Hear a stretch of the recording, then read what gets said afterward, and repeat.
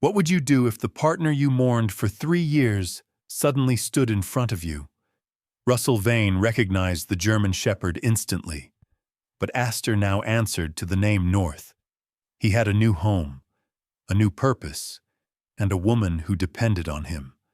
Russell could fight to bring back the life they once shared, or he could accept that love sometimes means refusing to take someone away. This is not a story about choosing one home over another, but learning how loyalty can hold both. Tell us where you're watching from, and please like and subscribe to help Seal K9 Heroes reach 5,000 subscribers. By 4 in the afternoon, fresh snow had softened every hard edge in Marquette. It rested along the brick roofs near the harbor, gathered in the iron curls of old balcony railings, and covered the wooden piers in smooth white bands. Beyond the breakwater, Lake Superior lay beneath a pale winter sky, vast and cold enough to make the city appear temporary.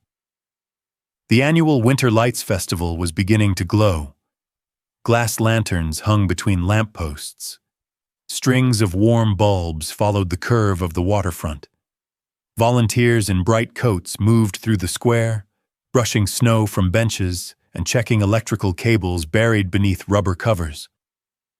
As daylight faded, the snow returned the light upward. The streets did not simply seem illuminated. They seemed to shine from beneath. Russell Vane would have preferred to be anywhere else. He stood behind a folding table near the edge of the rescue equipment exhibition, tightening a loose connection inside a portable emergency beacon. His broad shoulders filled an olive-drab combat shirt whose fitted torso disappeared beneath a charcoal work vest. The camouflage sleeves were rolled once at the wrists, revealing large hands marked by old calluses and newer machine grease.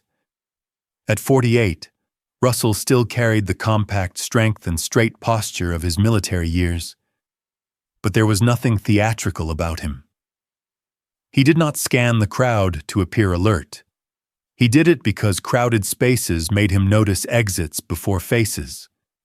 His clean-shaven jaw was angular, his nose slightly crooked to the right, and silver had spread more heavily through the brown hair at his temples. The undercut remained precise because Russell cut it himself every second Sunday, whether he needed to or not. Routine was cheaper than memory. You could try looking approachable. Gideon Knox placed a steel thermos on the table beside him. Russell did not look up. I am demonstrating reliable equipment. You look like you're preparing to interrogate it.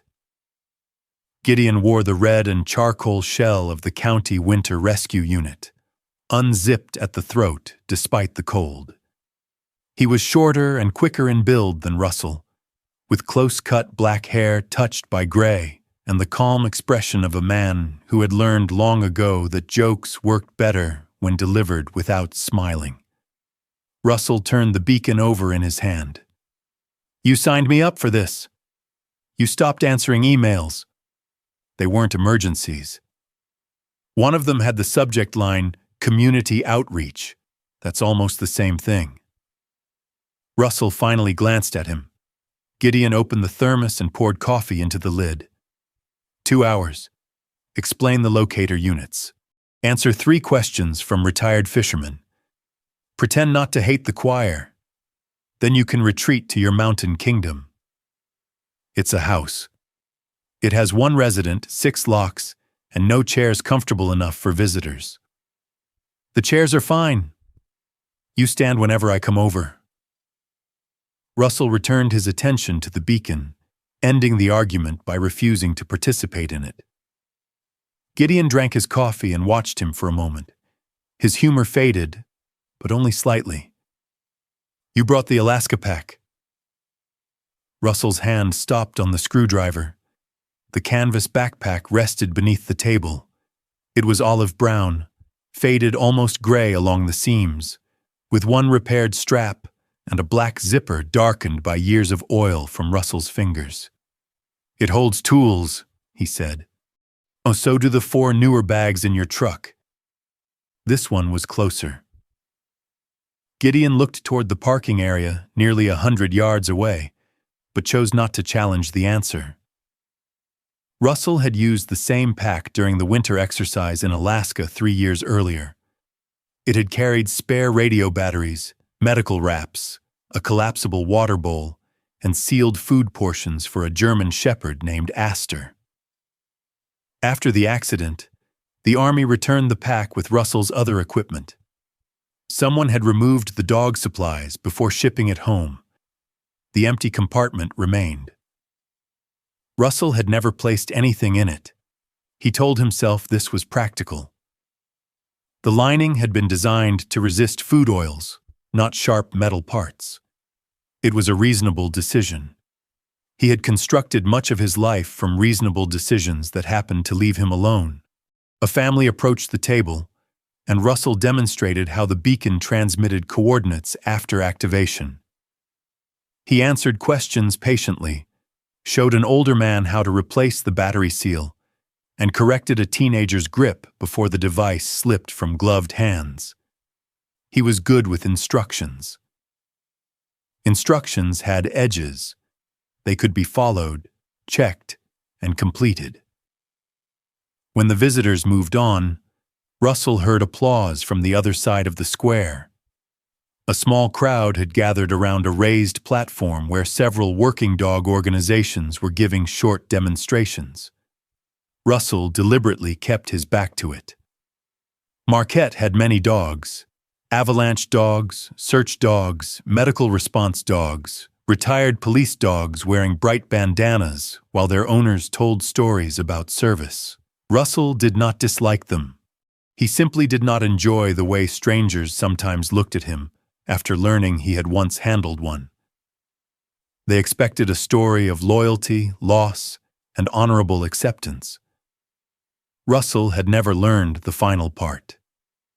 Across the square, Maren Holt sat behind a table belonging to the Regional Emergency Communications Program.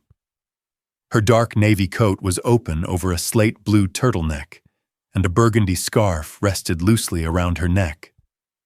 Silver threaded through her chin-length blonde hair, one side tucked neatly behind the ear supporting her radio headset. At 54, Maren had the composed bearing of someone accustomed to speaking clearly, while others were afraid. Her job required her voice to remain steady during storms, equipment failures, and calls from people who had forgotten everything except the sound of panic. Beneath the table lay North. The 9-year-old German shepherd wore a fitted navy harness with narrow reflective piping. His coat was a rich honey gold beneath a broad black saddle, broken by a shallow dip along the right flank. One ear stood straight.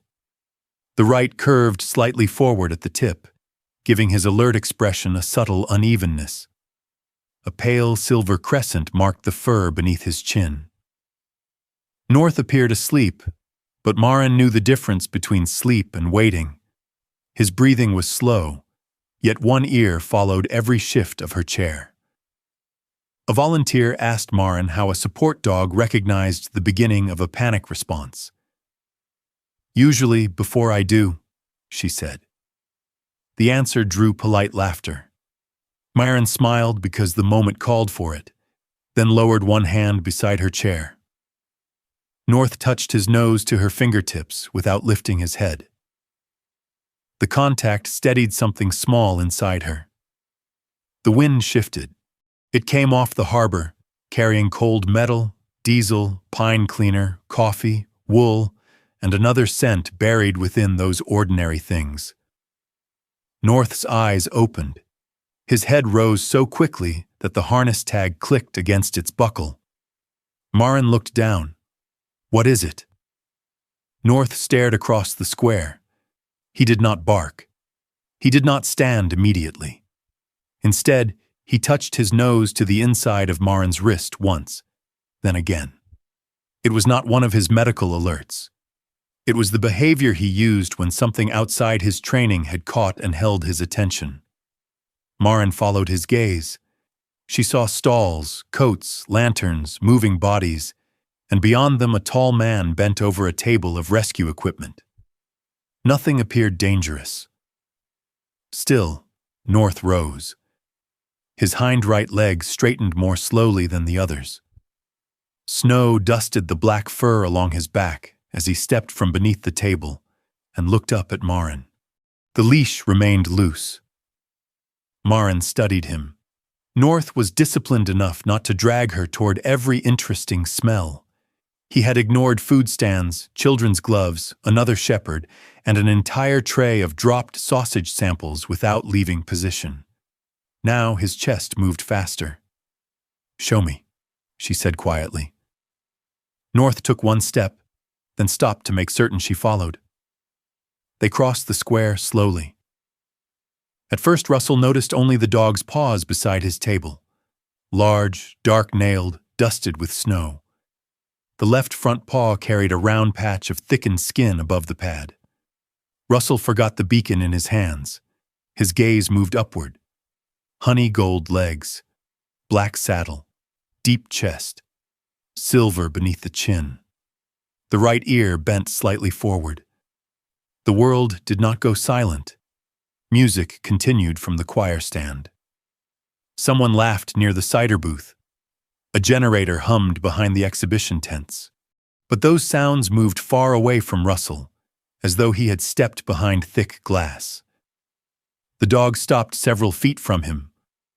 Russell's mind began rejecting details as quickly as his eyes delivered them. Aster would be 9 now. Aster had the same uneven ear after striking it against the edge of an aircraft crate. Aster had a pale patch under the jaw that looked white only in winter. Aster was dead. Russell had signed papers. He had listened while officials explained that the search area had become unstable. He had accepted a folded flag from a man who had never met the dog. He had carried the empty canvas pack into his house and set the dented water bowl on a shelf where no one could see it. The shepherd took another step. Russell did not call the name. Not yet. Behind the dog stood a woman with a burgundy scarf and pale blue-gray eyes. She held the leash without pulling it, though concern had tightened the line of her mouth. "North," she said softly. "Easy. North." The name entered Russell like cold air. He lowered himself slowly, not kneeling fully, careful not to crowd the dog, his right hand extended, palm open. The shepherd's nostrils moved. He approached Russell's fingers, paused, then pressed his nose against the callus beneath Russell's thumb. A memory struck with painful clarity. Darkness inside a temporary shelter. Wind pressing against plywood. Aster returning from a silent perimeter search, touching that exact spot before lying down beside Russell's boots. Russell's breath caught. The dog looked down. Then he lifted his left front paw and placed it gently on the toe of Russell's boot. Mark home. The private signal had begun as an improvisation during low-visibility training. When silence mattered, Aster would place one paw on Russell's boot after locating the person he had been sent to find. Target confirmed. Found you. Russell's hand began to tremble. Aster. The name barely carried beyond them. The shepherd's shoulders shivered, his head tilted, and for one suspended second, Russell saw recognition move through his face. Not human understanding, not a miracle, but an old pattern awakening beneath newer habits. Russell leaned forward. Aster did not enter his arms. The crowd had begun to notice. Phones lifted. Voices dropped. Someone whispered that the dog knew him. Behind North, Maren's breath changed. The sound was faint, but the dog heard it immediately. He removed his paw from Russell's boot, turned, and moved back to her. North pressed the length of his shoulder firmly against Maren's leg, then looked up into her face. Maren placed one hand against his harness. "I'm all right," she said, though the words came too quickly. North did not move. Russell remained crouched in the snow. 3 years of grief had trained him for absence. It had not prepared him for this. The dog he had mourned stood within reach, alive and older, carrying the marks of time Russell had not shared. And Aster, North, had not returned as an unfinished piece of Russell's past. He had a present, a woman whose breathing he guarded, a name Russell had never spoken, a life that did not include waiting to be recovered. Gideon arrived first, took in Russell's face, the shepherd, and Maren's strained breathing, then turned toward the gathering crowd. "Give them room," he said. His voice was not loud, but years of command gave it weight. Several people lowered their phones. A second woman moved through the opening Gideon created. She was compact, with warm brown skin, short, natural curls swept slightly to one side, and hexagonal glasses in thin bronze frames. A small canvas bag crossed her burgundy scrubs beneath an open winter coat. Dr. Tessa Monroe crouched several feet from North and watched his ears, mouth, and stance before looking at either person. "No one touches him," she said. "No one calls him again." Russell stood slowly. Tessa's attention shifted to him. "That includes you. He knows me. I believe you." The lack of argument stopped him more effectively than denial would have. Tessa turned to Maren. "Can he walk with you?" Maren nodded. "Take him to the quiet room behind the communications tent. No crowd, no demonstration, no questions." North remained against Maren until her breathing slowed. When she began walking, he followed at her left side. He looked back once. Russell could not tell whether the glance belonged to memory, training, uncertainty, or simple awareness of a familiar scent. He did not call after him. As North turned, 2 metal tags shifted beneath the harness. The first was easy to read. North, Maren Holt Snow covered most of the second tag. Only 3 engraved numbers showed beneath a thin crust of white. 478. Russell knew military coordinates, radio frequencies, evacuation codes, unit numbers, and emergency sequences from 2 decades of service. The numbers meant nothing to him. That was what hurt. Not that Aster was alive. Not even that another person held his leash. It was the realization that the dog had learned an entirely new language of trust, while Russell had been speaking only to a memory. North disappeared behind the communications tent with Maren and Tessa. The square continued glowing. The choir resumed. Lanterns moved in the wind. Snow collected on Russell's shoulders and melted against the warmth of his shirt. At his feet, the old canvas backpack remained open beneath the table. Inside it, the empty compartment waited exactly as he had left it 3 years before. For the first time, Russell understood that it was no longer empty because Aster was gone. It was empty because Aster's life had continued somewhere else. The room Tessa Monroe chose for the examination did not look like a place where ownership should be decided. Its walls were painted a muted amber. Thick rubber covered the floor, softening footsteps and preventing claws from slipping. There was no polished steel table in the center. Instead, a padded platform stood less than a foot above the ground, beside a folded blanket and a bowl of water.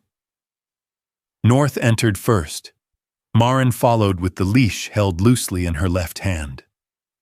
Russell came through the door several seconds later, carrying the old canvas backpack without knowing why he had brought it. Gideon entered last and quietly closed the door behind them. Tessa pointed to 3 chairs arranged against separate walls. Maren by the window, Russell near the cabinets, Gideon beside the door. Russell looked at the distance between the chairs. "You expecting a fight?" "I'm preventing one." "No one is fighting." Tessa adjusted her bronze-framed glasses. North's body disagrees. The shepherd stood in the center of the room, his head turning from Maren to Russell and then toward the closed door. His mouth was slightly open, though the room was cool. The tip of his tongue appeared and disappeared as he licked his lips. Russell had seen the behavior before. He had once read it as impatience. Now he understood it as pressure. He sat where Tessa had instructed. Maren removed her burgundy scarf but kept her coat on. Her fingers traveled once along the edge of her identification badge before she folded both hands in her lap. North walked to her, touched his nose to her knee, then moved away again. He did not choose either person. Instead, he settled near the water bowl where he could see all three chairs. Tessa made no attempt to move him onto the platform. She sat on the floor several feet away, opened a canvas medical bag, and waited until North stopped watching her hands. Only then did she begin. She checked his eyes and ears without restraining his head. She ran her fingers along his jaw, shoulders, ribs, and legs, pausing whenever his muscles tightened. North tolerated the examination, but when Tessa reached the right shoulder, he shifted his weight away. "Old sensitivity," Maren said. "It gets worse after long walks." Russell looked at her. "How long?" "More than 40 minutes in cold weather." He almost said that Aster had once worked for hours through snow and rock without slowing. The words reached his throat and stopped there. That dog had been 6. This one was 9. Tessa clipped a small patch of fur near North's shoulder and passed a scanner across the area. It beeped immediately. She read the number aloud. Maren recited the final 4 digits before Tessa finished. "That's his current registration," she said. Tessa moved the scanner farther down the shoulder. A second sound came through the device, weaker and uneven. She frowned and changed the angle. The scanner displayed a partial sequence, lost it, then found it again. Gideon leaned forward. "2 chips? Possibly. Is that common?" "No." Russell watched North's ears turn toward each voice. "Can you read the second one?" "Not reliably." Tessa switched off the scanner and stood. "I want an image before I keep pressing on the area." The radiography room was next door. Tessa allowed Maren to accompany North while Russell remained behind the dividing window. The dog stepped onto the low platform only after Maren touched it first. Russell watched her place one hand beside North's front paw, not gripping him, merely giving him a location to return to. The familiarity of the gesture disturbed him more than it should have. Not because it was wrong, because it was practiced. Tessa positioned the machine and took 2 images. When they appeared on the monitor, she enlarged the right shoulder. The first chip lay beneath the skin where a civilian identification chip normally would. The second was deeper, close to the shoulder blade, and surrounded by a faint pattern of old tissue change. "It migrated after an injury," Tessa said.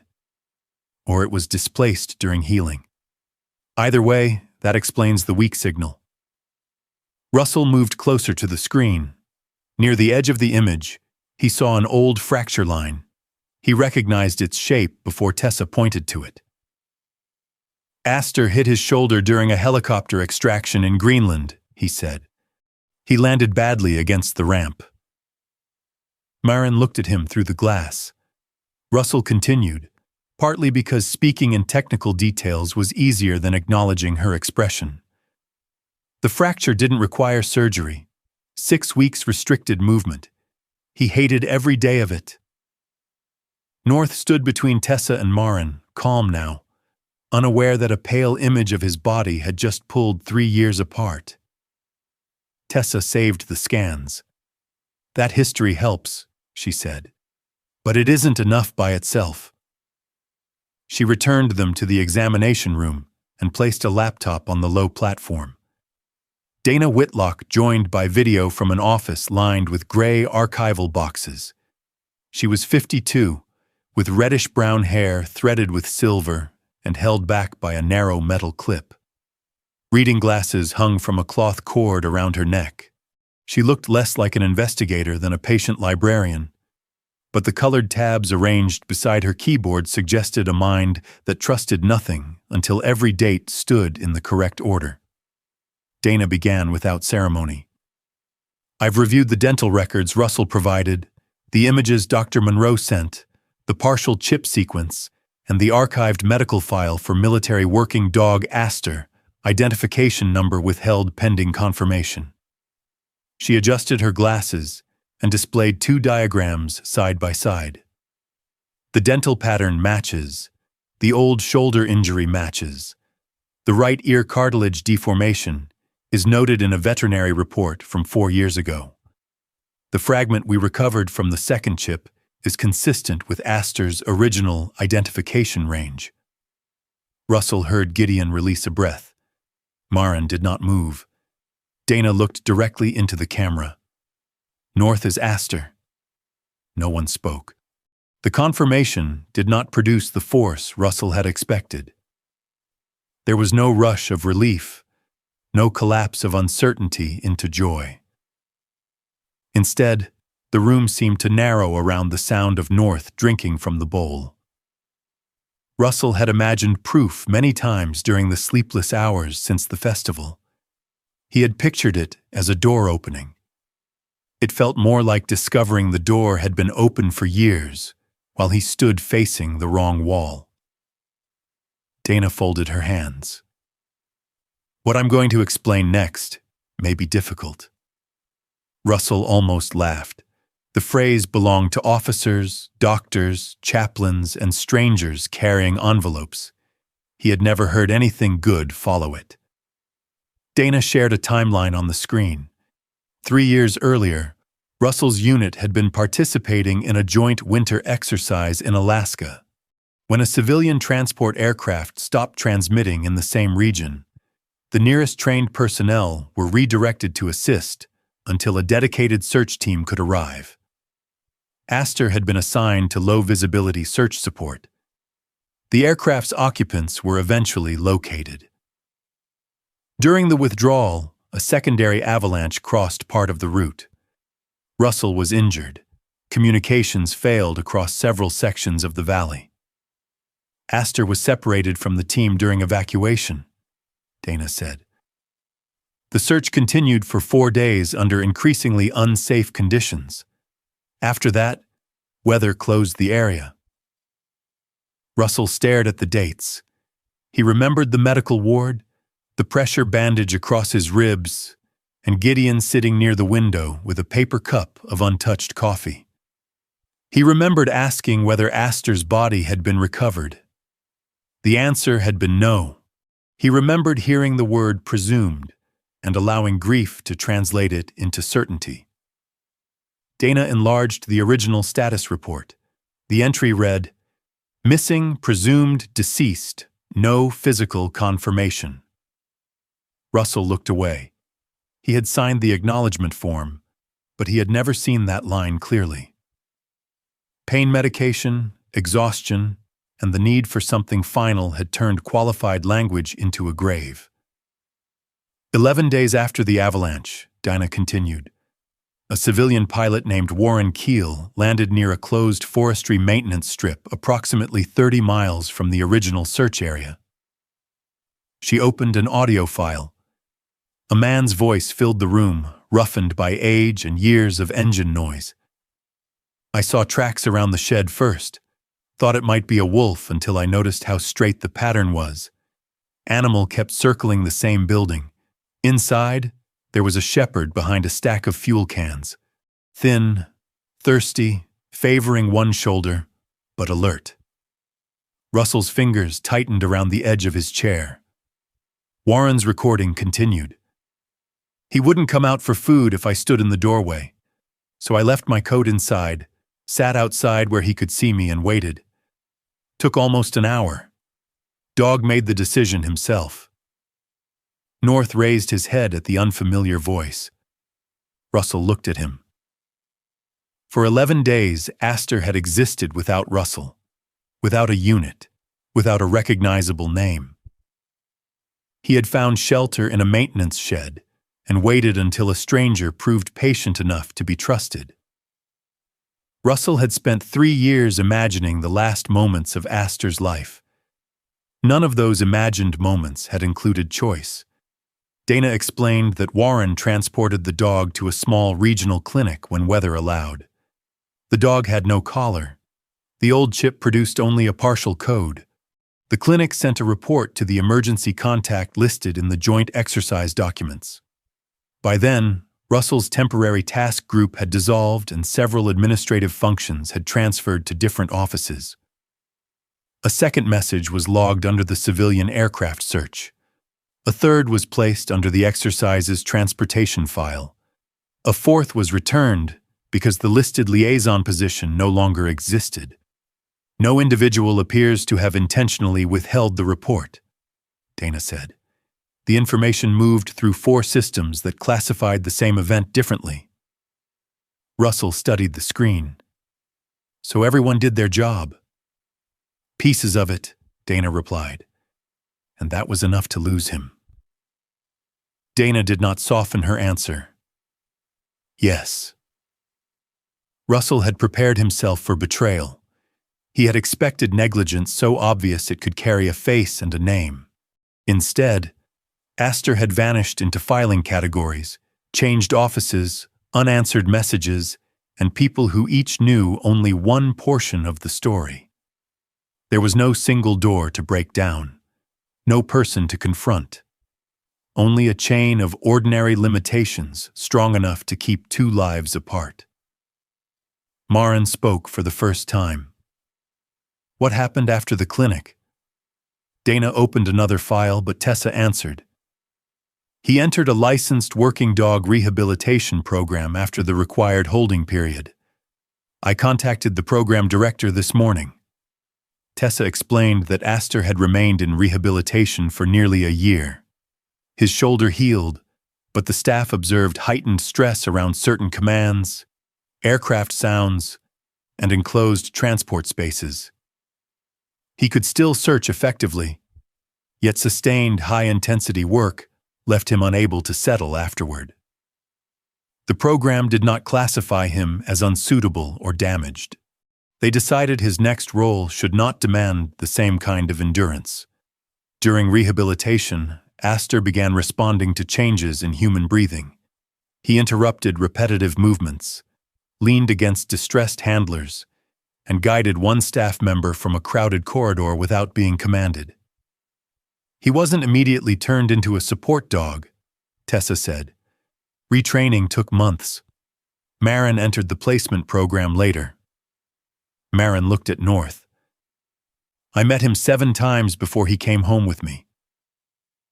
Russell had not known there were 7 meetings. He did not know what North ate in his first civilian home, where he slept, which sounds woke him, or how long it took before he trusted Maren enough to close his eyes. The unknown details multiplied faster than he could contain them. Maren reached beneath North's harness and turned the second tag so Russell could see it fully. Pressure Q. 478. It's for emergency responders, she said. If I can't explain what's happening. North watched her hand. When my breathing changes, he applies pressure until I can follow the count. 4 in, hold 7, 8 out. Russell glanced at the 3 numbers.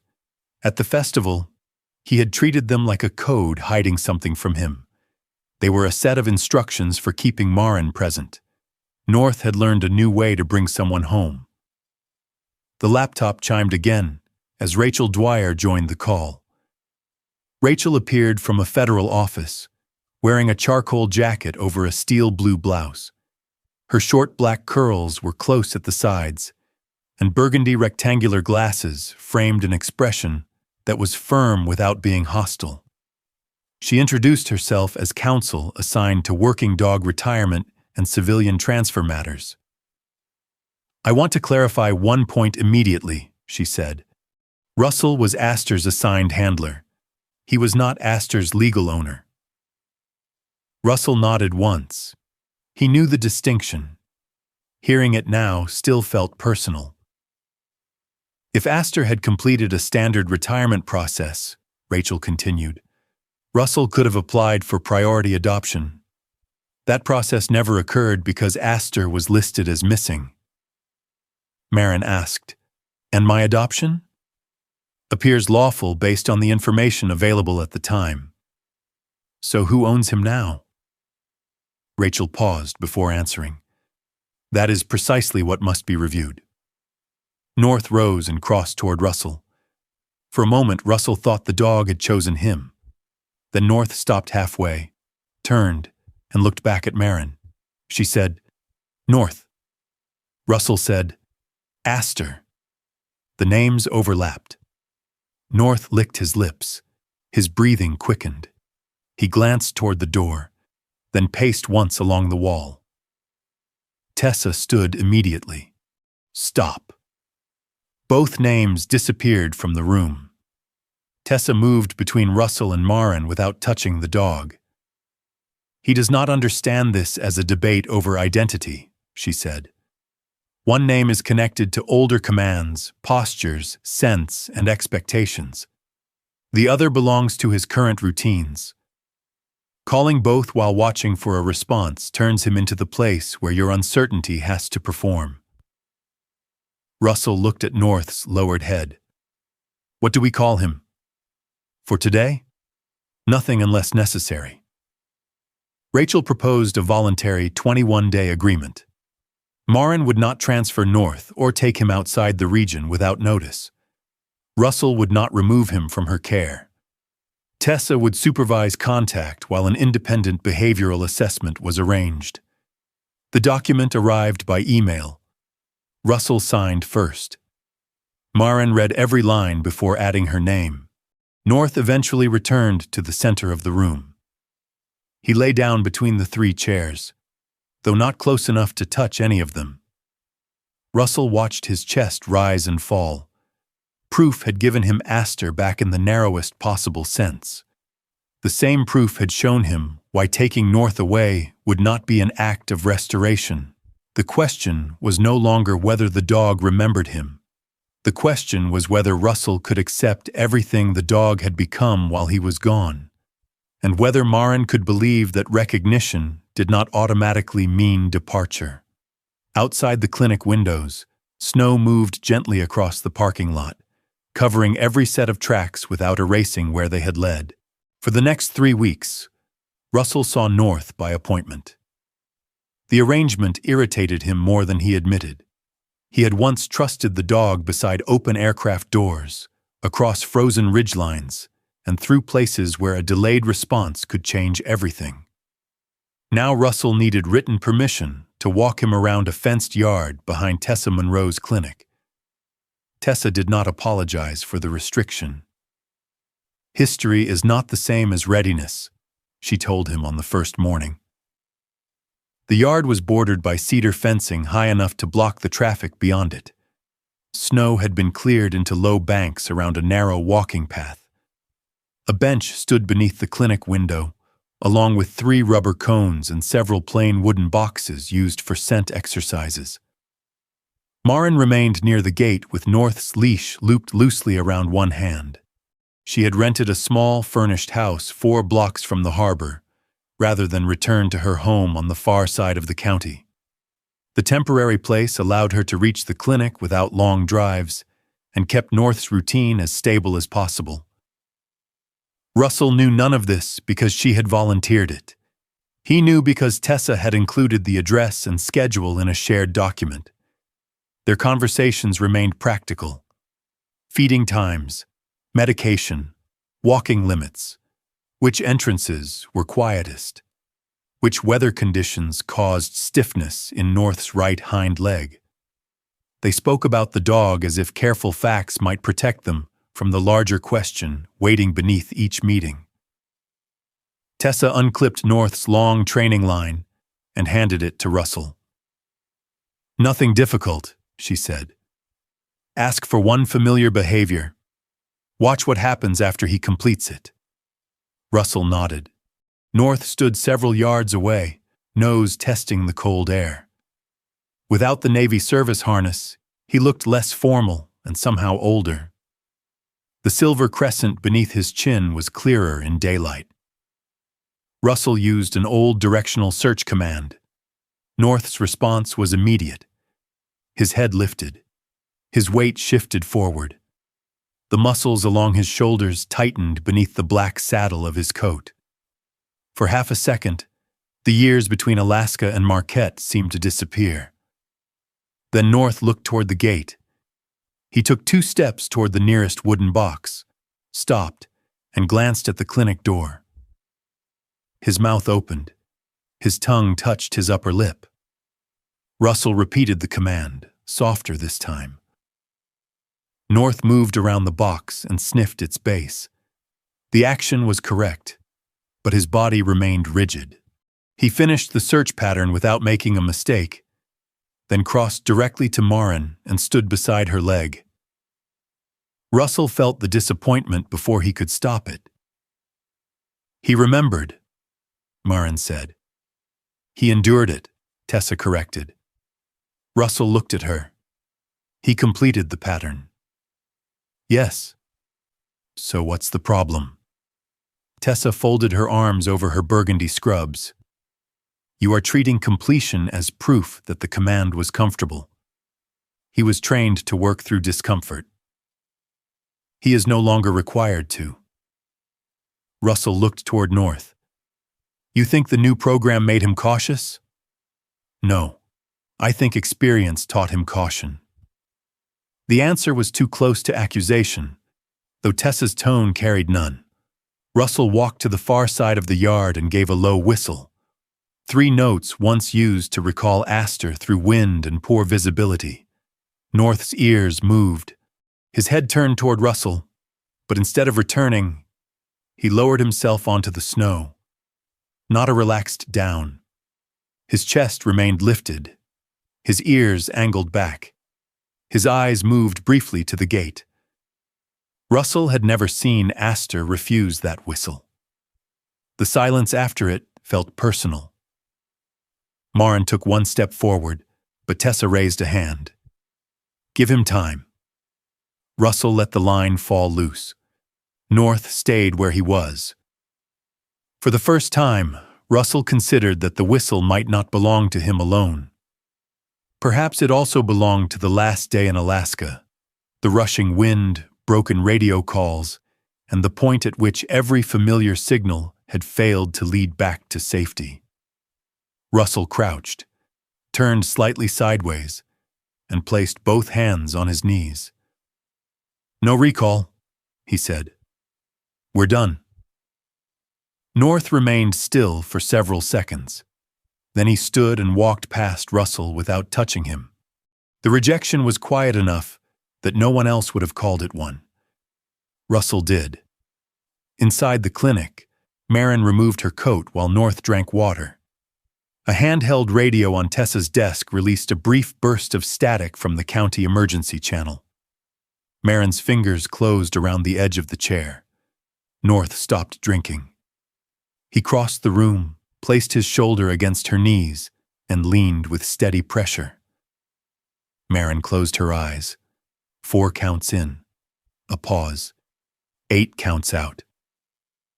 Russell watched the tension leave North's spine as Maren's breathing slowed. There was no sharp command, no reward offered, no expectation that the behavior prove anything. North simply remained until she was ready. Russell had spent years believing purpose had to be difficult to be worthy. Aster had searched dangerous ground, carried signals, and stood between people and uncertainty. North helped a woman stay inside her own body when memory tried to pull her elsewhere. One task looked more heroic from a distance.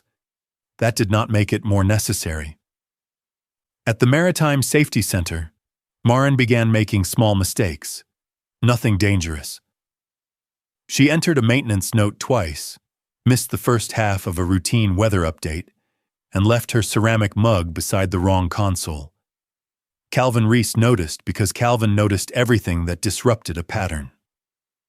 He sat across from her during the late shift, broad-shouldered beneath a charcoal-quilted vest, round black glasses reflecting the green light of the radio display.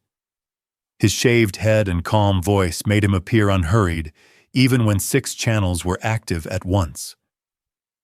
"You checked the same forecast 3 times, he said. "Conditions change. Not every 90 seconds. Maren kept her eyes on the monitor. North lay beneath her desk, his chin resting across one front paw. Calvin tapped twice on the tabletop, a habit he had before saying something he knew she might dislike. "You're preparing to lose him." Maren's hand stilled over the keyboard. "I'm preparing for an administrative decision." "That's a very professional way to say the same thing." She looked at him. "Russell was his handler. And you are his person now. Those aren't equal things. North doesn't seem interested in your ranking system." Maren glanced beneath the desk. North's eyes were closed, but one ear had turned toward her. Calvin leaned back. "Before he came along, you learned breathing work, grounding, call rotation, exit planning. You hated all of it, but you learned. I wasn't functioning well. You were functioning differently. He made it possible for me to come back here. Yes, he helped you use tools you already had."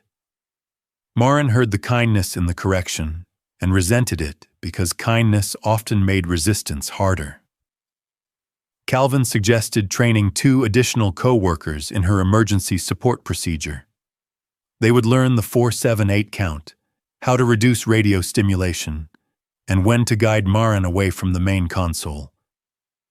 She stared at him. "You think I should prepare for him not being here? I think a 9-year-old dog shouldn't be solely responsible for keeping an entire adult human stable."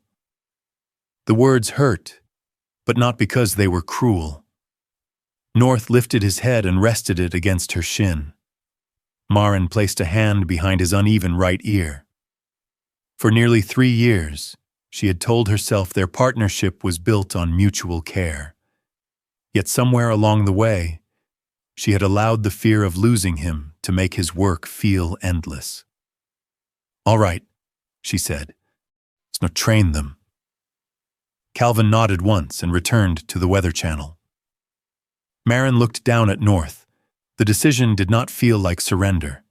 It felt like removing a weight she had never meant to place on him. 2 days later, Gideon drove Russell north along the shoreline to inspect an aging signal transmitter near an unused lighthouse. Snow moved in thin ribbons across the road. Lake Superior flashed between dark stands of pine, its surface steel blue beneath the winter sun. Gideon kept both hands on the wheel. "If they approve the adoption," he said, "what happens?" Russell looked out the passenger window. "He comes home." "To the cabin?" "Yes. 20 miles from the clinic. I have a truck." "And from Maren?" Russell did not answer. Gideon continued. "What would he do all day?" "He'd be with me." "Doing what?" Russell turned toward him. "Living." "Like before?" The phrase sounded reasonable until Gideon spoke it aloud.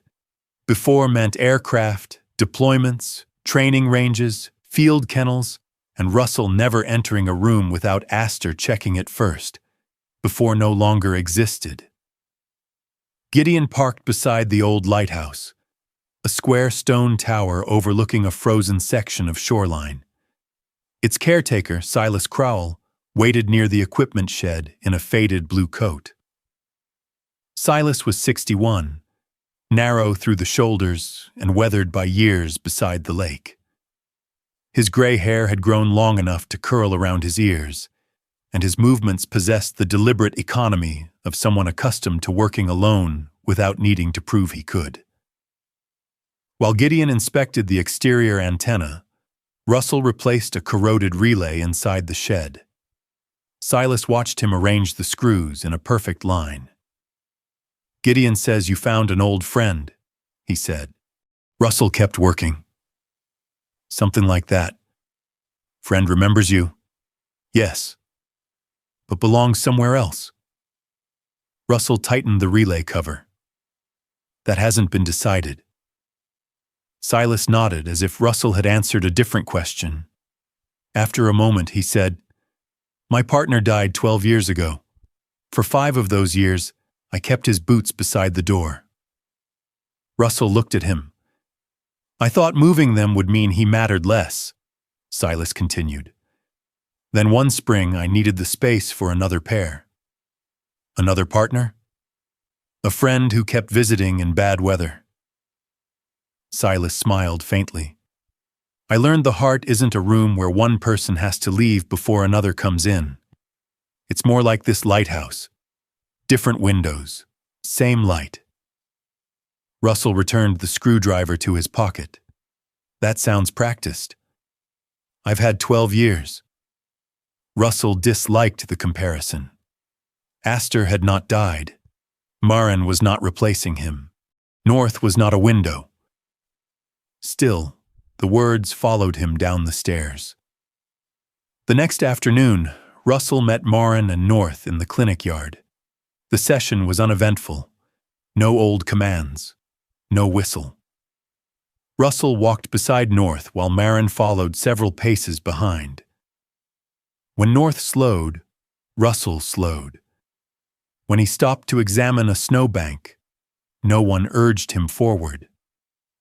For the first time, the 3 of them completed a full circuit without Tessa intervening.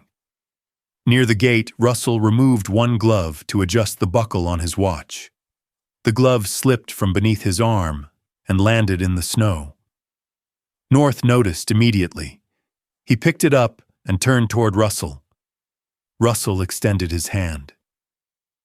At that exact moment, a delivery truck struck a ridge of packed ice outside the fence. The metal cargo door rattled with a harsh, hollow sound. Maren drew in a sharp breath. "North." The dog stopped between them. Russell's glove held gently in his mouth. Russell kept his hand extended. Maren did not call again. North looked from one person to the other. Then he stepped sideways, placed the glove in the snow midway between them, and lay down beside it. His position allowed him to see Russell's face and remain within reach of Maren's hand. No one spoke. Tessa watched from the clinic doorway. Maren finally asked, "What does that mean?" "It means he chose a position with visual access to both of you," Tessa said. "That's all?" "That is enough. Don't make him write poetry." Russell almost smiled. North lowered his chin onto the glove. Russell remembered Silas's lighthouse and rejected the metaphor again. But he stopped thinking of North as a road leading backward. The dog was not confused about which person mattered. He had simply constructed a life large enough to include more than one direction. Rachel called that evening. An independent evaluator would come to Michigan rather than requiring North to travel. The federal agency had also agreed to begin formal retirement review. Then Rachel explained the remaining problem. Once Aster's status was corrected and his retirement approved, current policy required one primary civilian owner to be named. The forms could recognize alternate caregivers, emergency contacts, and authorized medical decision-makers. But only one person could occupy the ownership line. After the call, Russell stood alone in his workshop with the unsigned schedule pinned above the bench. Across town, Maren sat at the temporary kitchen table while North slept beside her chair. Neither could see the other. Both imagined the same blank line, a space barely long enough for one name, waiting to reduce an entire life to whoever was permitted to write there first. By the second week of the Winter Lights Festival, Marquette had learned to live beneath illumination. Lanterns hung from bare branches downtown. Lighted arches crossed the harbor walk, and volunteers had extended the celebration to an old service road near Presque Isle Park. The route curved through cedar, pine, and birch before returning toward the lake, its edges marked by low amber lamps and reflective stakes.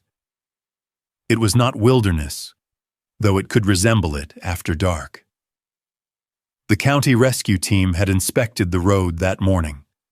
Motor vehicles were prohibited during festival hours. Radio checkpoints had been placed at regular intervals, and weather monitors stood at both entrances. Russell had checked every beacon twice. He spent the afternoon moving between signal posts in an olive-drab combat shirt beneath a Navy winter shell, testing batteries and adjusting the portable repeater at the far end of the trail. He preferred equipment that revealed its failures through numbers. A weak battery showed a weak reading. A damaged cable lost continuity. Problems remained where they were found. People were less considerate. Gideon stood near the main entrance in his red and charcoal rescue jacket, reviewing the safety plan with volunteers. He spoke in the same steady tone, whether assigning radio channels or reminding someone where the coffee was kept. Inside the canvas command tent, Maren monitored the route from a bank of portable radios. North lay beside her chair in his navy harness and olive-gray thermal vest. A small tracker rested between his shoulders. Tessa had approved his presence only after establishing clear restrictions. No extended search, no steep terrain, no continuous work beyond short intervals. Today he is support staff, she had told Russell. Not your answer to every problem. Russell had not argued. He had simply checked the emergency sled himself. At dusk, the first walkers entered the route. Their headlamps moved between the trees while the amber markers glowed beneath fresh snow. Music from the harbor carried faintly through the woods, softened by distance. For nearly an hour, the operation remained ordinary. Maren logged radio calls as volunteers passed each checkpoint. Calvin sat at the second console, his round black glasses reflecting the map display. He marked each group's progress with an orange pen. Checkpoint 4 clear, a voice reported. Maren confirmed it and looked toward north. The shepherd appeared to be resting, but his left ear followed every burst of radio traffic. His right ear, curved slightly at the tip, remained angled toward her. Russell came into the tent carrying a spare battery pack. "Repeater 6 is dropping 2% faster than it should," he said. Calvin raised an eyebrow. "A tragedy. It will become one at 8%. Maren glanced at the display. The last group should be through before then. Russell set the battery beside her console. North lifted his head and watched him, but did not rise. That small restraint still surprised Russell. 3 years earlier, Aster would have stood the moment Russell entered any working space. Now North considered him, checked Maren's posture, and made his own decision. Russell was beginning to understand that hesitation was not the same as disloyalty. Outside, the wind struck the tent wall. The weather monitor chimed. Gideon entered and examined the reading. "Front moved faster than forecast. We're closing the route after the current groups." Snow began as fine grains against the clear plastic window. Within minutes, it thickened into pale bands moving sideways between the trees. Volunteers were instructed to guide participants toward the nearest exit. Checkpoints reported one after another until only the final maintenance team remained beyond Marker 6. 3 adults had been sent to inspect the far repeater before the closure. Laurel Ames, a retired paramedic in her late 50s, Martin Bell, a broad, quiet harbor electrician, and Evan Price, a bookstore manager volunteering for his first winter event. Their scheduled return time passed. Maren called the team. "Maintenance 3, confirm position," Static answered. She repeated the call. A voice broke through, too distorted to identify. 3 words emerged, vanished, then returned beneath a burst of interference. "Tree across. Can't." The signal ended. Gideon moved to the map. "Checkpoint 5, do you have visual contact?" "Negative." The final beacon disappeared from the display. Russell looked at the repeater battery he had brought inside. Not a power failure. Something had damaged the unit or blocked the transmission. Gideon began issuing assignments. 2 rescuers would follow the marked road. Another pair would approach from the lower service trail. A medical sled would remain at the nearest junction. Russell pulled on his gloves. Tessa stepped into the tent from the equipment area. Snow clung to the shoulders of her brown technical coat. "North can assist for a limited distance," she said before Russell asked. 10 minutes working, then reassess. The moment his gait changes, he rides." Russell clipped the long line to North's outdoor harness. North stood, but instead of moving toward the tent opening, he turned back to Maren. She was listening to the damaged transmission again. A weak pulse repeated beneath the static. Not speech. 3 short signals, a pause, then 2 longer ones. Maren leaned closer to the speaker. "Play it again." Calvin isolated the recording. The same pattern returned. Maren pulled one headset cup away from her ear. They switched channels. Gideon looked at her. "To what?" "A marine auxiliary frequency.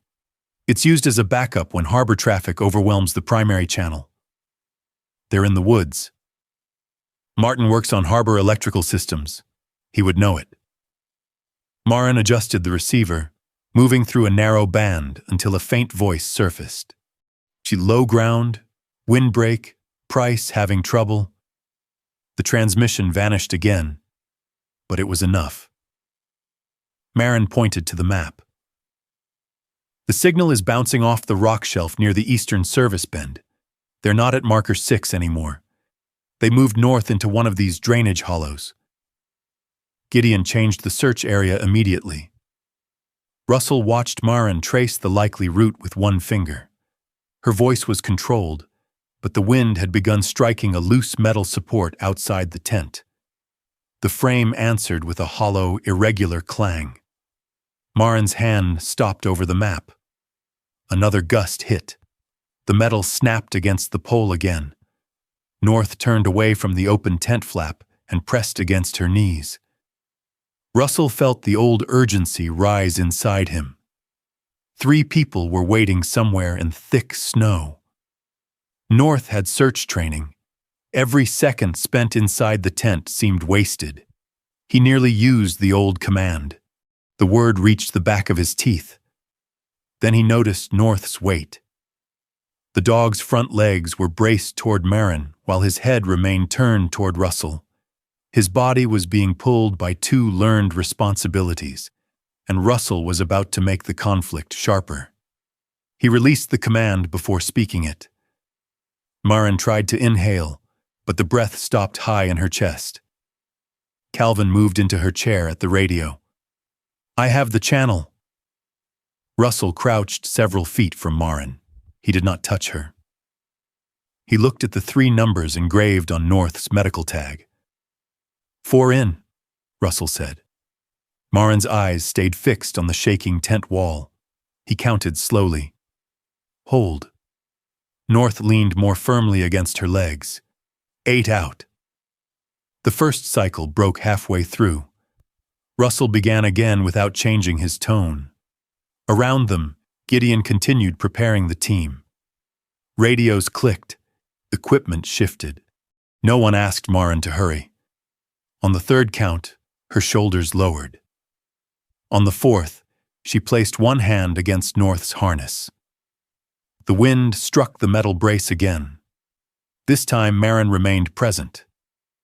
She looked toward Russell, surprised not by his presence, but by the fact that he had known what to do with it. "North," she said quietly. "Search free." The release cue changed the dog's posture. He checked Maren once more, then turned toward Russell. They entered the trees with Gideon and 2 rescuers. Snow crossed the trail so quickly that the amber lamps seemed to appear and disappear in the same breath. The fallen tree lay beyond Marker 5, its trunk buried across the road and its upper branches twisted through the repeater pole. Russell examined the ground. The maintenance team had left the route before the tree fell completely. 3 sets of tracks led north, but wind had already softened them. North lowered his muzzle. Russell did not issue the old search command. He held out a spare glove Laurel had used earlier while handling batteries, let North take the scent, then opened his hand toward the ground. "Show us what you have." North moved forward. His pace was deliberate rather than fast. He checked the base of the fallen tree, crossed to a cedar trunk, and circled back when the scent scattered. Every few minutes, Russell watched the right hind leg for stiffness. The instinct to demand speed remained inside him. He no longer obeyed it automatically. At 8 minutes, North slowed. Russell raised his hand. "Rest." Gideon looked toward the darkening woods. "We still have a partial trail." "He rests." No argument followed. North stood beneath a cedar while Russell checked his paws and rubbed warmth along the muscles above his right leg. After 2 minutes, the dog lifted his nose again. A strip of red fabric moved on a branch 20 yards away. Russell crossed to it and found a wool glove caught between 2 twigs. "Laurel's," Gideon said. "She had red gloves at check-in." North sniffed the fabric, then turned downhill. The route led away from the open ridge and into a shallow drainage hollow protected by rock and dense trees. The wind weakened there, but the snow deepened around their knees. A dim light flashed between the trunks. Gideon called out. Martin answered first. The 3 volunteers had taken shelter beside a low rock wall. Laurel had wrapped her coat around Evan Price, whose breathing came in quick, shallow bursts. Martin was holding the auxiliary radio above his shoulder, trying to reach a clearer signal. "No major injuries," Laurel reported. Evan couldn't see the trail after the lights disappeared. He started breathing too fast and couldn't keep moving. Evan sat with his back against the rock, eyes fixed on the blowing snow beyond the hollow. "We're not getting out," he said. "The road's gone." "It's still there," Gideon told him. "You just can't see it from here." North stepped toward Evan, then stopped outside arm's reach. Russell expected him to continue searching the perimeter.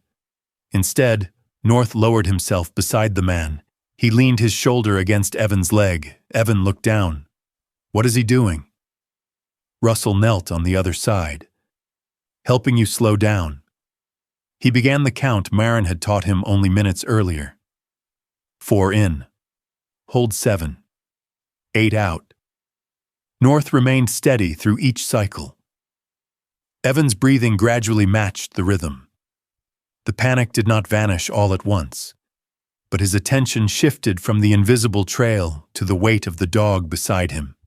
Russell looked at North's silvered muzzle. Aster's training had brought them to this hollow. North's training allowed them to leave it together. The distinction that had troubled Russell for weeks suddenly felt unnecessary. The dog had not exchanged one purpose for another. He had expanded the meaning of being useful. Gideon secured the volunteers to a guideline. Laurel and Martin could walk. Evan rode the medical sled until the route became visible again. North traveled on foot for the first part of the return.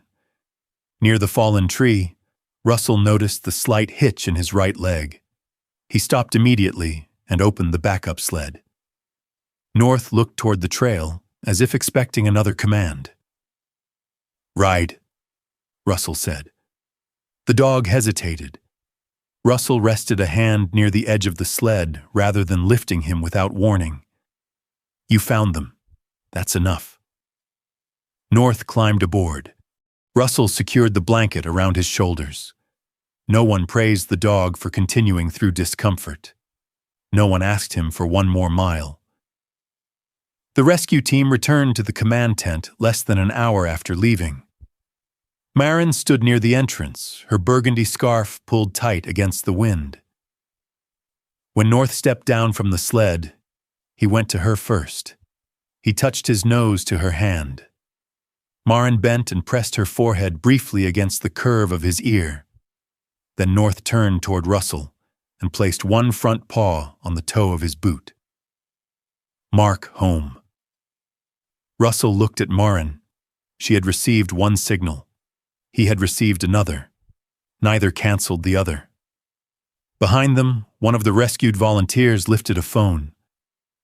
Martin had recorded part of the discovery in the drainage hollow, not the search itself, but North lying beside Evan while Russell counted his breathing down. By the time the festival route officially closed, the video had already begun circulating. The first headline appeared before Russell finished packing the equipment. "Lost K-9 reunites with Navy SEAL, then saves festival volunteers," another followed. Former SEAL and his hero dog returned to action. Russell read the short article twice. Maren's name appeared nowhere. The 4-7-8 technique was described as a calming command Russell developed in the field. North's years as a support dog had been reduced to a single sentence, stating that he had lived with a local woman after being found. Russell looked across the tent. Maren was helping Calvin dismantle the radio station. North rested between them, wrapped in a gray blanket, his head on his paws. For the first time, Russell had seen the full shape of the dog's life. The world had needed less than an hour to cut it in half. By Monday morning, the rescue in the White Woods no longer belonged to the people who had lived through it. It belonged to television producers, social media accounts, veteran organizations, advertising departments, and strangers who preferred their stories arranged into clean lines. A retired Navy SEAL had found his lost military dog. The dog had remembered him. Together, they had returned to action. Everything else was treated as unnecessary detail. Russell discovered the first camera crew outside the harbor maintenance workshop shortly after sunrise. A reporter stood near the loading doors while a technician filmed snow settling on the faded building sign. Russell parked at the far end of the lot. The reporter hurried toward him. "Mr. Vane, can we get your reaction to being reunited with your dog after 3 years?" Russell kept walking. "He isn't my dog." The reporter adjusted without hesitation. "Your former military dog. That is not the same thing. Would you be willing to recreate the moment he recognized you?" Russell stopped. The request was delivered politely, almost carefully. That made it worse. "You want him to do it again?" "Only if he's comfortable." "You wouldn't know whether he was." The reporter's smile faltered. Russell entered the workshop and closed the door. His phone continued ringing for the next 2 hours. A national morning program offered to fly him and North to New York. A Veterans Association proposed a public retirement ceremony at the festival pavilion. The event would include a unit flag, a new collar engraved with Aster's service number, and a formal moment when Maren handed the leash to Russell. The phrase used in the proposal was "return to rightful handler." A pet food company sent an even more polished offer. It would cover North's veterinary care for the rest of his life, if Russell agreed to appear in a campaign called "Loyalty Always Finds Home." The email included a sample image. A gray-haired veteran stood in falling snow, while a German shepherd ran toward him through an open field. No Maren. No Navy support harness. No years between the separation and reunion. Russell deleted the image but did not immediately delete the offer. That hesitation bothered him. He told himself the veterinary coverage could help North. 9-year-old working dogs often required expensive care. The company's proposal included physical therapy, medication, and transportation to specialists. But beneath those practical benefits lay something Russell was less willing to name. The campaign would tell the world that Aster had always been trying to return to him. It would make the 3 missing years part of a heroic journey, rather than evidence that life had continued without Russell. He left the email in his inbox. Maren received different messages. Some were gentle. They thanked her for caring for North and suggested that the kindest thing she could do now was let him return to the man he truly loved. Others were less careful. One person accused her of using a veteran's grief to keep a famous dog. Another wrote that a support animal could be replaced, while a military bond could not. Maren read that sentence 3 times. Then she closed the laptop and moved it to the other side of the room. North lay beneath the temporary kitchen table, his silvered muzzle resting on one paw. He raised his head when the computer lid snapped shut. "I'm fine," Maren said. North stood anyway. He pressed his shoulder against her leg, waited, and watched her face. The gesture usually steadied her. That morning, it made her feel guilty. She had never asked North whether he wanted the work she depended on him to perform.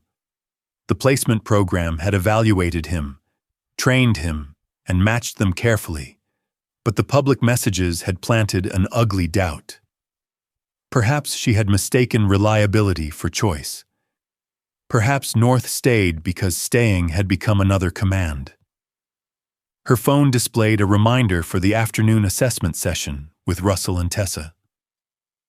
Maren canceled it. She wrote that an unexpected shift had opened at the communications center. The explanation was plausible. It was also untrue.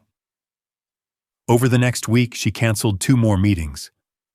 Russell did not challenge her. He only replied with short confirmations. North continued spending scheduled time with him at the clinic and workshop, but the dog's behavior shifted. He ate more slowly when Maren was absent. He settled near the chair she usually occupied and raised his head whenever the exterior door opened. During quiet exercises, he followed Russell's hand signals but repeatedly checked the hallway. Russell noticed. He told himself North was simply adjusting to an irregular schedule. Tessa did not allow the explanation to stand.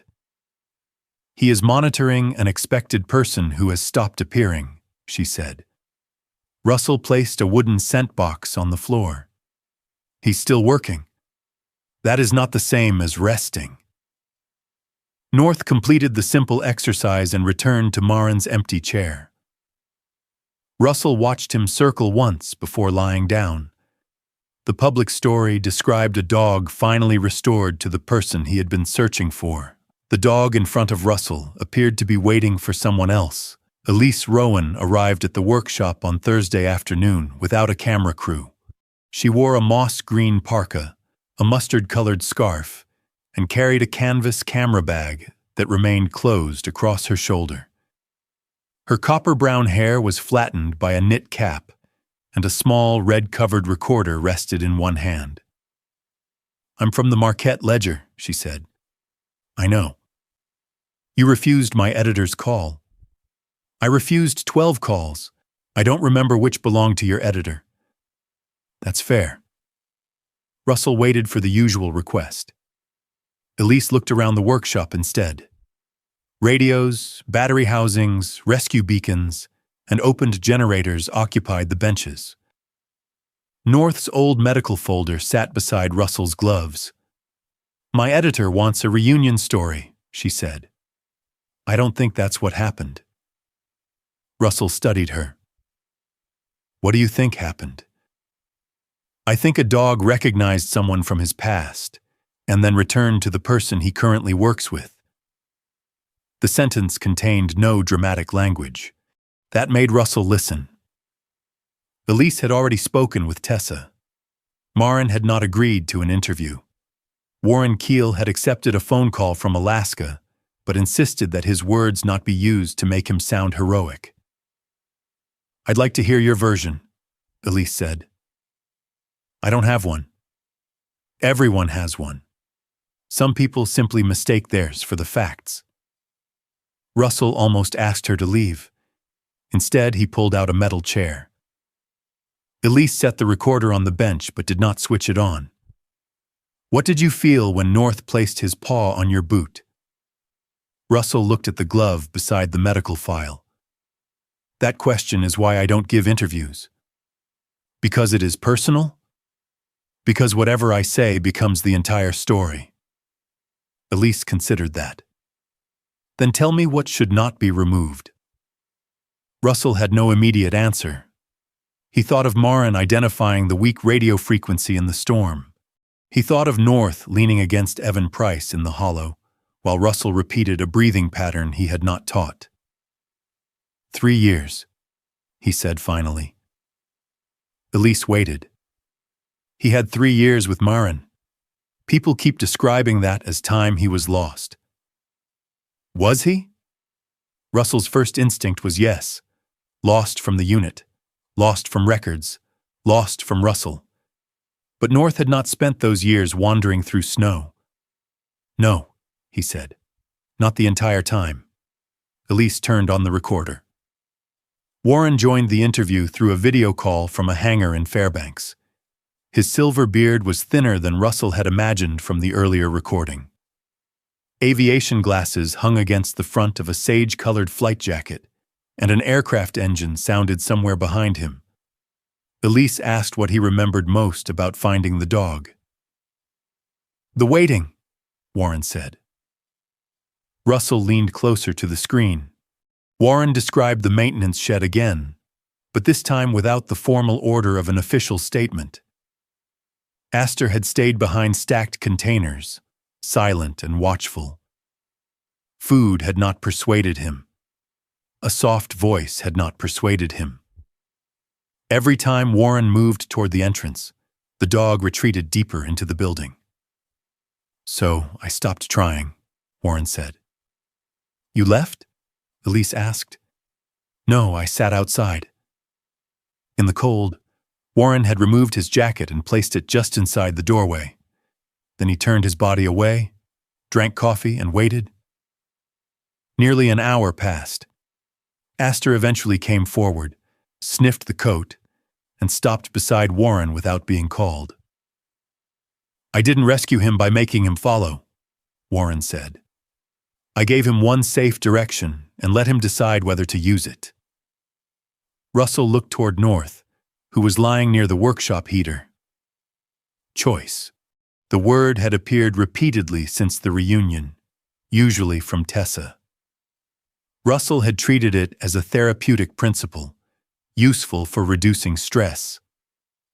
Warren made it sound like the reason Aster had survived being separated from everything familiar. Russell imagined the dog standing in that doorway, choosing whether to trust a stranger. 3 years later, people were once again arranging a doorway for him and deciding in advance which direction counted as home. Elise ended the call.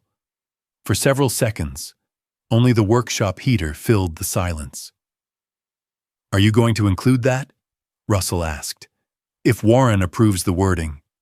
"Not the part about the shed, the choice." "That may be the whole article." Dana called later that evening. She had completed the administrative review.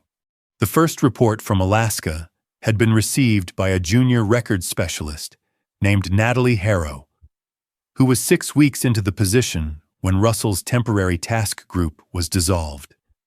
Natalie had classified the report under the civilian aircraft search, because that was the operation named in the clinic's message. When no response came, she forwarded it twice, to the winter exercise liaison, and to the transportation office that had arranged the original deployment. Both addresses were in transition. One mailbox had been deactivated. Another had no assigned reviewer for 19 days. Natalie documented every attempt and eventually marked the case unresolved. She followed the system available to her, Dana said. Russell stood alone in his kitchen, looking through the dark window toward the trees. No payment? No. No connection to anyone? None. She didn't hide anything? No. Then whose fault was it? Dana took time before answering. The system failed to connect information. That does not mean every person inside it acted carelessly. Russell rested one hand against the counter. For 3 years, he had carried grief like an accusation. Someone had ended the search too early. Someone had closed the file. Someone had failed Aster. Anger had given the loss a shape. It had allowed Russell to imagine that if he ever found the correct person, the pain might finally have somewhere else to live. Now there was only a young employee sending reports into offices that no longer spoke to one another. No conspiracy, no deliberate theft, no single human being deserving the full weight Russell had preserved. After the call, he opened the pet food company's proposal. He deleted it. Then he declined the public handover ceremony. The next scheduled clinic appointment was on Saturday. Maren did not attend. North spent 15 minutes near her usual chair before Russell asked Tessa where she was. She said she had work. Again? Tessa's expression gave him no answer, but when Russell reached into North's document bag for the updated medication sheet, he found an unfamiliar form. Voluntary transfer of ownership following retirement. Maren had filled in North's civilian chip number. Below it, in the proposed recipient field, she had written, Russell Vane. The signature line remained empty. Russell folded the form once, placed it inside his coat, and drove to the Maritime Safety Center. Maren was seated at the main console when he arrived. Calvin looked from Russell's face to the folded paper and quietly transferred his headset to another station. North rose from beneath Maren's desk. He greeted Russell with a touch to the hand, then returned immediately to her side. Russell placed the transfer form on the console. Why? Maren read the top line but did not touch it. You weren't supposed to find that. That doesn't answer the question. She kept her voice low. I was considering the cleanest option. For who? For North. He stopped eating normally when you miss appointments. Maren's eyes moved toward the dog. He'll adjust. Russell heard the sentence he had told himself all week. No, he said. He'll comply. That's different. The words belonged to Tessa, but Russell finally understood them well enough to use them. Maren turned away from the console. Every article calls you his true owner. People write as though I found him yesterday and refused to give him back. People are wrong. They may still be right about where he belongs. Russell looked at North, then at the unfinished form. For the first few days, I thought the years with you had been taken from me. Maren's expression tightened. Russell continued before courage could become caution. I thought if he came home with me, those years would stop feeling lost. And now? Now I know they weren't lost. North sat between their chairs, watching them without tension. Russell placed one finger on the empty signature line. He was alive. He healed. He learned work that didn't ask him to run toward danger. You gave him that. The program gave him training. You gave him a life where he could use it. Maren lowered her eyes. If I keep him and he wants to be with you, he can want to be with me and still need you. The room's radios continued quietly around them. Weather reports, vessel positions, ordinary instructions spoken into the winter afternoon. Russell pushed the form back toward her. I am not asking you to sign it. Are you asking me to destroy it? No. She looked up. We wait for the evaluation, he said. And we stop making decisions because strangers need this story to have one owner and one ending. Maren rested her hand over the form. She did not tear it. She did not sign it. North stood, walked to the narrow space between them, and lowered himself across both sets of chair legs. Russell did not interpret the position. Neither did Maren. For once, they allowed him to rest without demanding that his body answer a question created by people.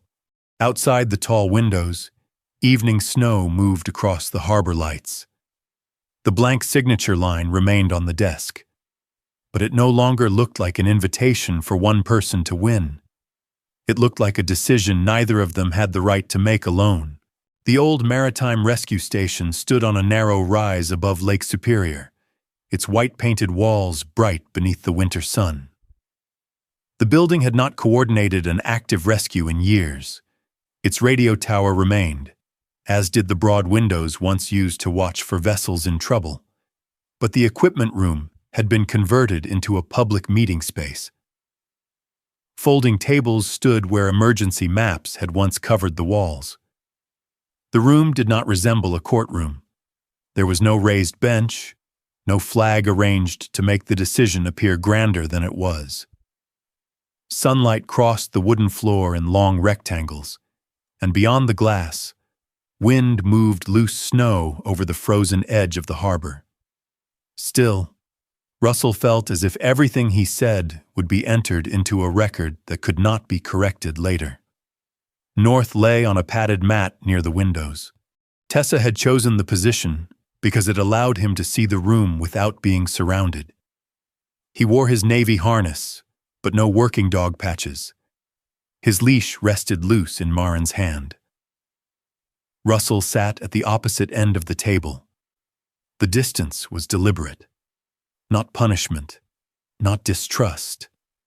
Space. Rachel Dwyer opened a leather file case and arranged the documents in front of her. She wore a dark navy suit and burgundy glasses, her posture as precise as the wording she used. This meeting has 3 purposes, she said. To correct Aster's federal service status, determine whether the agency retains any claim to custody, and establish a lawful civilian placement. Russell noticed that she used Aster only when referring to official records. When Rachel looked toward the dog himself, she called him North. Dana Whitlock sat beside her with several archive folders marked by narrow-colored tabs. Tessa had brought her behavioral notes. Gideon occupied a chair near the back wall, his rescue jacket folded over one knee. Calvin sat beside Maren, not as an advocate but as someone who understood what North's daily work actually looked like. Warren Keel appeared on a screen at the end of the room, calling from an aircraft hangar in Alaska. No one had come to argue that the dog belonged to them. That made the decision harder. Rachel began with the facts that no longer required debate. Dental records matched. The old shoulder injury matched. The migrated identification chip matched the surviving portion of Aster's military number. Photographs, veterinary records, and handler documentation all supported the same conclusion. North was Aster. Dana described the administrative failures that had kept the records from reconnecting. She did not dramatize them. A temporary unit had dissolved. Contact addresses had changed. Reports had been filed under a civilian search rather than a military dog record. One document had reached the correct department 12 days after the relevant position was left vacant. Another had been opened, forwarded, and never assigned. The facts sounded smaller when read aloud than the consequences they had created. Rachel turned to the next issue. The agency has completed its medical and operational review. Because of the dog's age, orthopedic history, current support role, and extended lawful civilian placement, return to federal working status is neither appropriate nor recommended. Russell understood the sentence before she finished it. Aster was being retired. The words should have brought relief. Instead, Russell saw a plywood shelter in Alaska, a younger shepherd standing at attention while frost gathered on his whiskers. He remembered Aster waiting for the release command before touching his food. He remembered the dog checking every doorway and sleeping with one ear raised. That life was ending officially in a room where North slept with his chin on the floor. Rachel slid a document toward him. As the former assigned handler, you are entitled to acknowledgement of your prior adoption priority. Because that opportunity was lost through administrative failure, your request for consideration has been accepted. Maren's hand tightened slightly around the leash. North lifted one ear but did not move. Rachel continued. However, Maren Holt's civilian adoption was lawful based on the information available to the placement organization. No fraud occurred. No relevant information was knowingly withheld by either party. Russell looked at Maren. She had worn a cream blouse beneath a slate blue jacket. Her burgundy scarf was folded beside her rather than wrapped around her neck. Without it, she appeared less guarded, though the careful stillness in her shoulders suggested otherwise. Rachel folded her hands. Current registration policy requires one primary civilian owner. The system can recognize alternate caregivers and medical authority, but it does not create two equal ownership records. The sentence settled over the room. A single line. A single name. The same problem that had waited at the end of every document. Rachel asked Maren to speak first. Maren looked down at North. If the original retirement process had happened correctly, she said, Russell would likely have been given the first opportunity to adopt him. Rachel nodded. That is correct. I received North because everyone believed no former handler could be located. That is also correct. Maren took a breath. Then Russell should be given the priority he lost. Russell did not expect the statement to hurt. He had imagined hearing it. In private moments, he had even wanted it. Yet Maren's voice carried no accusation and no attempt to make herself noble. She spoke as someone trying to place an object back where she believed it should have been. North was not an object. Russell had learned that slowly enough to feel ashamed of the delay. Rachel looked at him. Mr. Vane? Russell placed both hands flat on the table. If the paperwork had worked 3 years ago, I might have adopted Aster. No one interrupted. But the paperwork did not work. Maren looked toward him. Russell continued.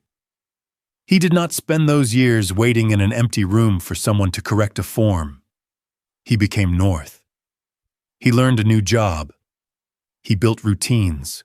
He learned where Maren keeps his food, which radio sounds mean she needs him, and which chair she sits in during night shifts. His voice remained steady until he looked at the dog. North's eyes were open now. I used to think that accepting those years meant accepting that I had been replaced, Russell said. So I wanted to bring him home and put everything back where it belonged. Gideon lowered his gaze. Russell had never said the thought aloud, not even to him. But there is no place to put things back. The unit is gone. I am not a handler anymore.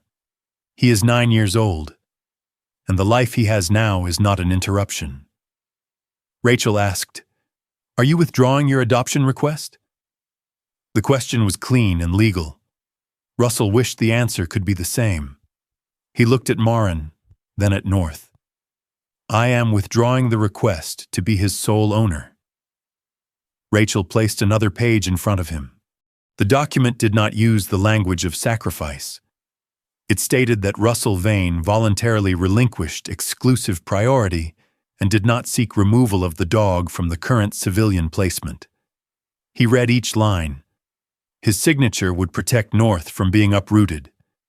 It would also close the only official path by which Aster could have become his again. Russell picked up the pen. For a moment, he felt the hospital in Alaska around him. The dry air, the paper placed beneath his hand, the official wording that had turned uncertainty into loss. This time he understood every word. That did not make signing easier. He wrote his name. The pen left a narrow black line beneath the statement. Nothing changed in the room. North did not rise. No one congratulated Russell for doing the right thing. Relief did not arrive. Instead, grief opened in a familiar place, sharp precisely because the decision had been his.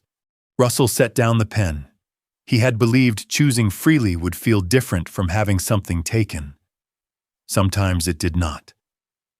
Maren stared at the signed page. "No," she said. Rachel looked up. "Ms. Holt, I don't mean the withdrawal." Maren turned toward Russell. "I mean, this cannot become a story where you give him up and I walk away with everything. I'm not giving him up. You just signed away your priority. I signed away the right to remove him from you. That is not the same as having a place in his life." The words carried more force than anything Maren had said during the previous weeks. She opened the folder beside her and took out a written proposal. North's civilian ownership would remain under her name. Russell would be listed as the first emergency contact, authorized medical decision-maker if she could not be reached, and approved alternate caregiver. The agreement also permitted regular contact and age-appropriate activities supervised under Tessa's recommendations. Rachel reviewed the page. "This is a private care agreement. It does not create equal legal ownership." "I understand." "It can be amended by the registered owner." "I understand that too." Maren looked at Russell. "I am not offering you visiting hours. I am recognizing that he has a relationship with you that I do not own." Russell did not answer immediately. Tessa opened her behavioral report. "My evaluation supports continued contact with both caregivers," she said. "North shows increased stress when either established relationship is abruptly removed. He is most stable when expectations remain consistent and no one uses competing commands." Rachel turned to Calvin. "You have also submitted a workplace support plan." Calvin adjusted his round glasses. "Maren now has 3 trained co-workers who understand her emergency procedure. North remains part of her support system, but he is not expected to carry the entire load." Maren did not look embarrassed by the statement. That change mattered. Warren spoke from the screen. "I can't offer a legal opinion," he said. "But the dog I found did better when no one forced the next step." Rachel closed the primary folder and considered the documents. The federal agency would formally retire Aster, correct his service record, and relinquish any custody claim. Maren's existing civilian registration would remain valid. Russell would be entered into North's medical and emergency records under the terms of their care agreement. One legal owner, more than one responsible person. It was not a perfect answer. That was why it felt honest. Rachel signed the final page. Aster's federal service is concluded as of today. Russell looked toward North. The shepherd had fallen asleep again. The retirement of a military dog occurred without ceremony, applause, or understanding from the dog himself. Perhaps that was appropriate. North had already moved beyond the record long before the record caught up. Outside the station, the festival committee had prepared something else. A small platform stood near the entrance. Reporters gathered behind a rope line. On a table lay a new leather collar with a polished metal plate engraved, Aster, Retired Military Working Dog. A representative from the Veterans Association approached Russell. "We thought you could place it on him for the cameras." Russell looked at the collar. It was well made. It was also designed for a moment that no longer existed. "No," he said. The representative hesitated. "We only want to honor his service." "Then honor all of it." Maren came through the station doors with North beside her. Someone offered her the leash position beside the platform. She declined without explanation. Elise Rowan stood apart from the larger camera crews, her mustard scarf bright against the snow. She did not call questions toward them. She only watched as Russell, Maren, and North walked past the unused stage. In the corridor connecting the station to the parking area, Russell pulled on his gloves. One slipped from his hand. North picked it up. He carried it to Russell and placed it against his palm. Russell closed his fingers around the worn leather. "Thank you," he said. He did not call him Aster. North turned and walked back to Maren, stopping beside her left leg. Maren rested a hand on his shoulder, but did not shorten the leash. Russell joined them. No one asked the dog to stand between them. No one asked him to demonstrate recognition for a camera or prove where he belonged. Later, Elise's article would say that no one had been returned at the old rescue station. A service record had been corrected. A legal responsibility had been clarified. But North was not a medal passed from one hand to another, and Aster was not an object recovered from storage. The truth restored that day was not ownership. It was the full shape of a life that had continued in more than one direction. Outside, reporters waited for a handover that never came. Inside the corridor, North walked forward with Maren on one side and Russell on the other. For once, neither of them needed to be chosen. The next winter arrived in Marquette, without a storm. Snow came lightly across the harbor, settling on railings, rooftops, and the dark stones along the lakeshore. The sky remained clear enough for sunlight to strike Lake Superior and turn its surface into a sheet of pale glass. Nothing about the season looked threatening. Russell still checked the forecast every morning. Some habits remained useful long after the danger that created them had passed. North continued living with Maren in the small house near the Maritime Safety Center.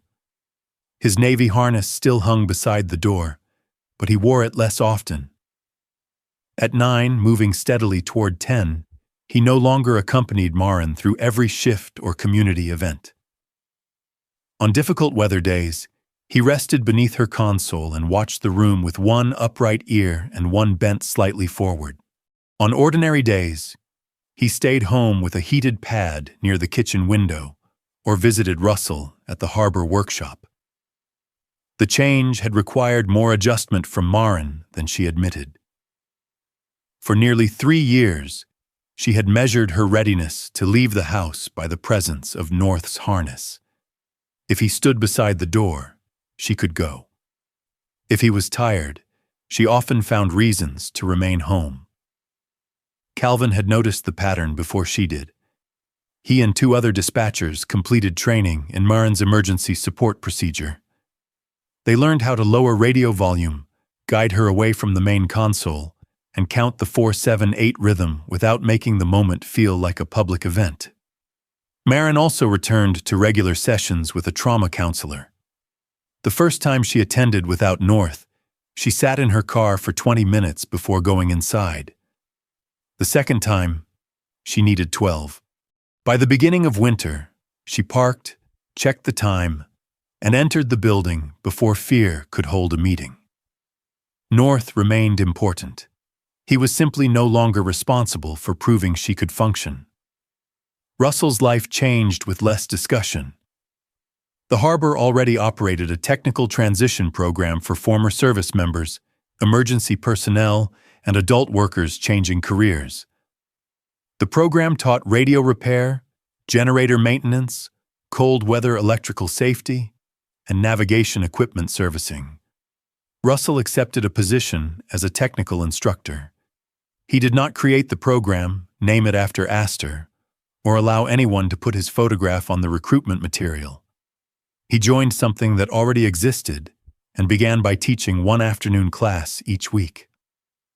His first students learned that Russell answered questions precisely but rarely volunteered reassurance.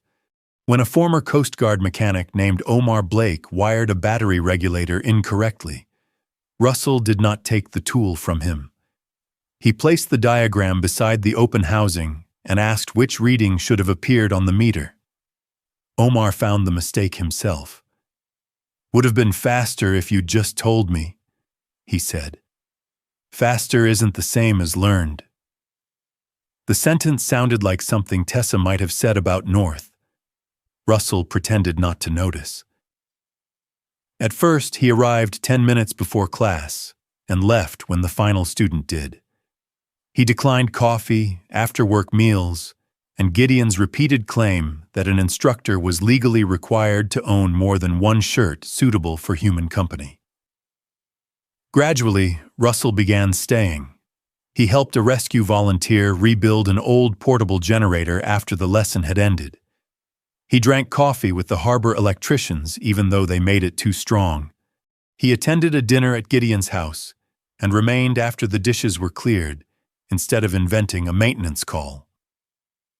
When Silas asked for help replacing a lighthouse relay that one person could easily handle, Russell drove out anyway.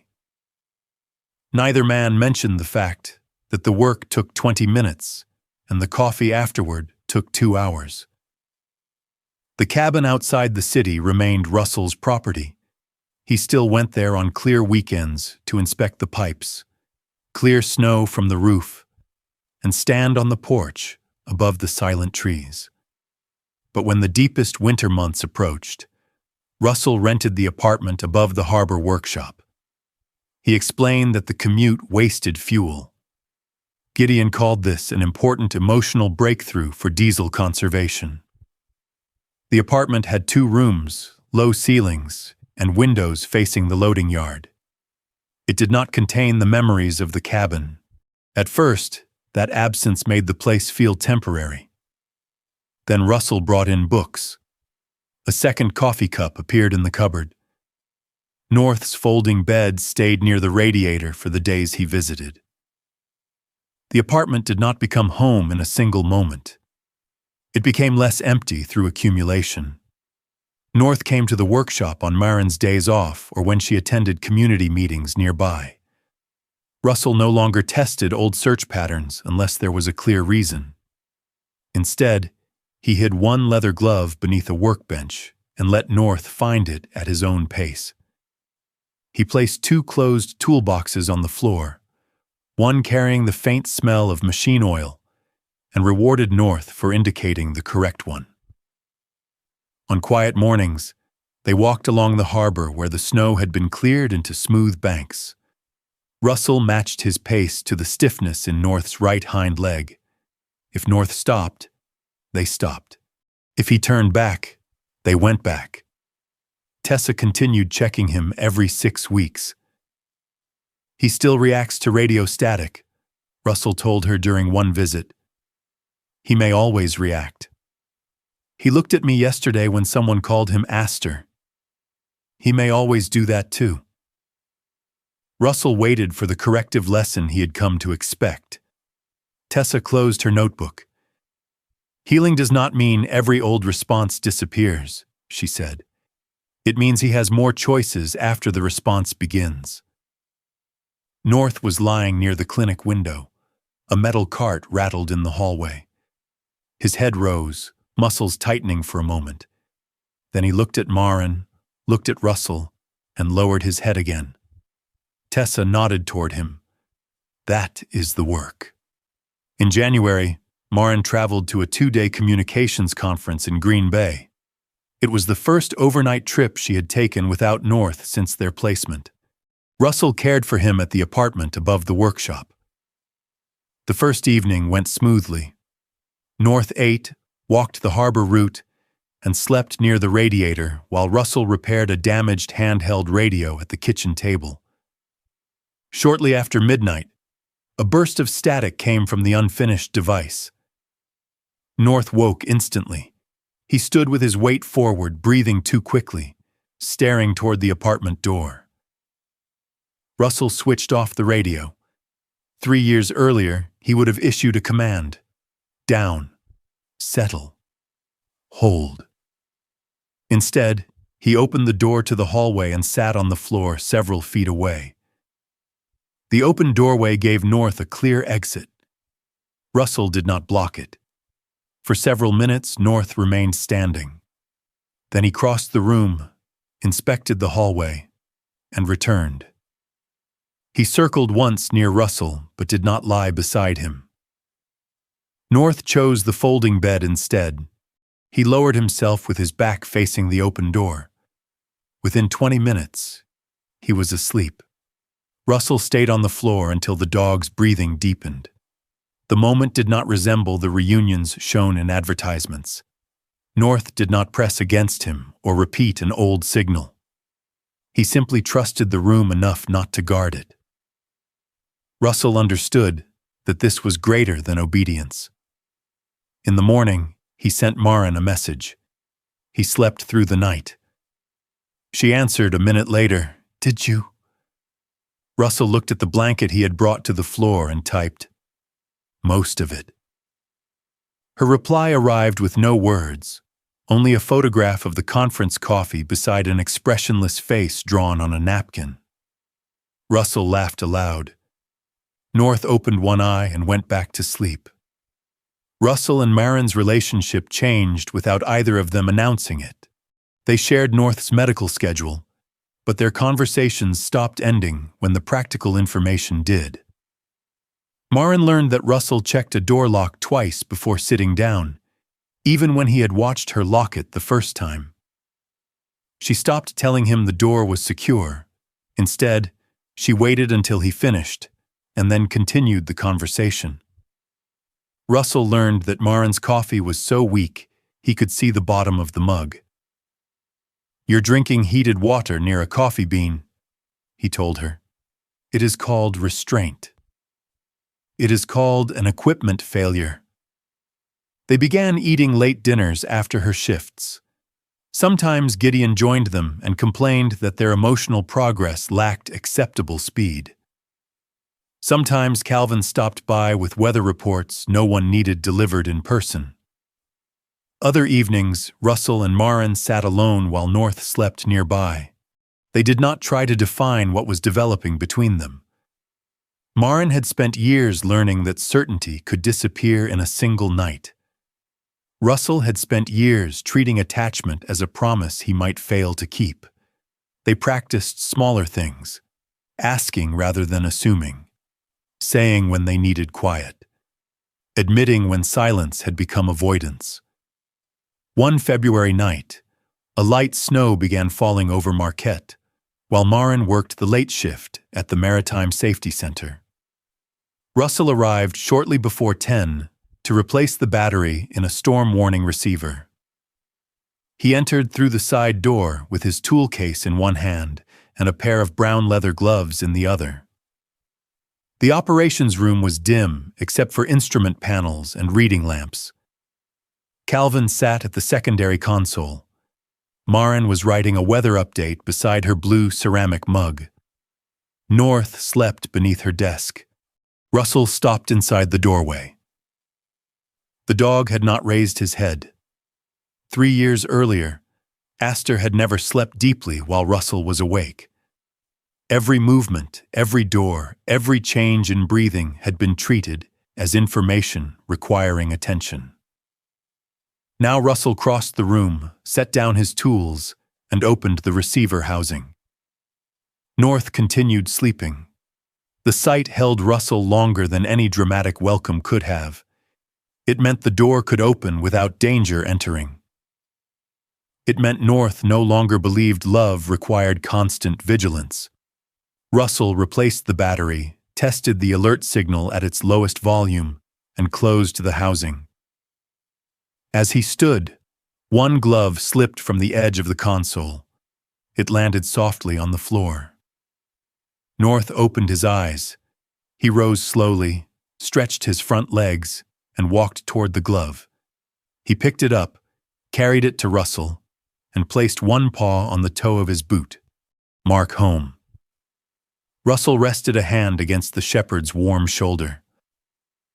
Found. North released the glove. Then he returned to Maren's desk, turned twice, and lay beside her feet.